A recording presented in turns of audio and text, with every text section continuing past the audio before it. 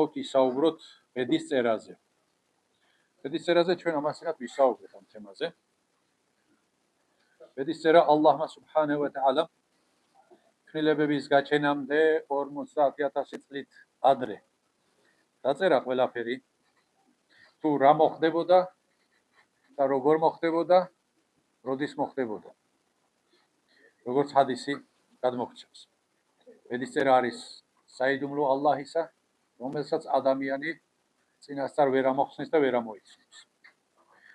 ალლაჰმა სუბჰანაჰუ ვა თაალამ წინასწარ დაწერა ვთქვით, თუმცა ეს იმას არ ნიშნავს, რომ დაწერა ანუ ჩვენ დაგვავალდებულა ვიყოთ ცოდვილი, ვაკეთოთ ჰარამი, ან ვაკეთოთ კეთილი საქმეები, ეს არ დაუვალდებულებია მას.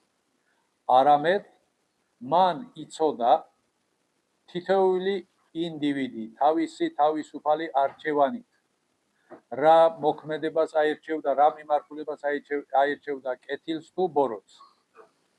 და დაწერა, რომ ეს ადამიანი ასე მოიქცევა, ეს ადამიანი დაადგება სწორ გზას, ეს ადამიანი დაადგება არასწორ გზას. ალლაჰ სუბჰანაჰუ ვა თაალას ჩარევა და იძულება აქ არ ხდება. ალლაჰ სუბჰანაჰუ ვა თაალა მხოლოდ და მხოლოდ თავისი ცოდნიდან გამომდინარე აკეთებს ამას. რომ შეიცვალოს ამ ადამიანმა თავისი თავისუფალი არჩევანით ის არ გააკეთოს, რაც ალლაჰ სუბჰანაჰუ ვა თაალას აქვს დაწერილი და საპირისპიროდ მოიქცეს.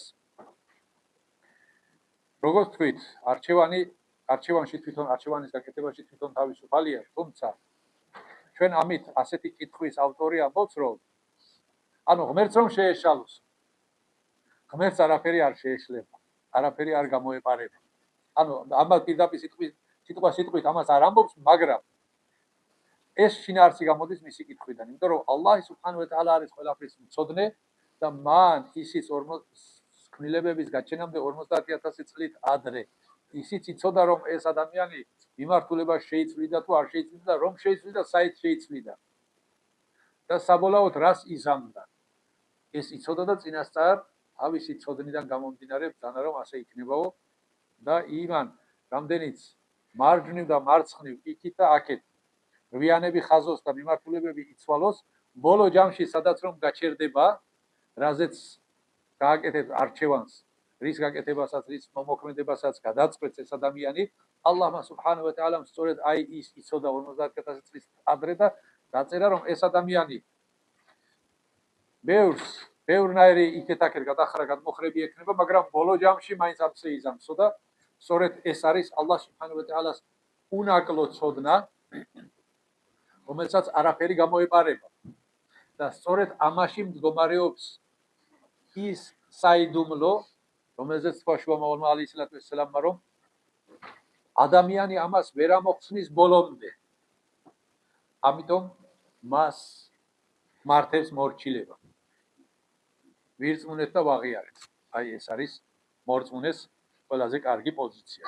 და ბედის წერა წმენის ერთ-ერთი ბურჯია, წმენის ერთ-ერთი 6 პირობიდან ერთ-ერთი პირობა არის ბედის წერა.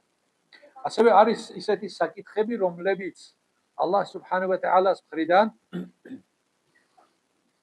არის დაწერილი, რომელშიც ადამიანს არჩევანის შეტანა და რაიმე ცვლილება არ შეუძლია. თუმცა ასეთ საკითხებში მას იმ ქვეყნად არც ჯილდო ელოდება და არც სასჯელი. რადგანაც ეს მისი არჩევანი არ არის. მას რაიმე ღვაწლი არ მიუძღვის ამაში. მაგალითად დაბადების თარიღი არავის არ აურჩევია, რომელ თარიღში დაიბადოს. მშობლები არავის არ აურჩევია, ვის შვილად გაჩნდეს. ეროვნება არავის არ აურჩევია. სქესი არავის არ აურჩევია.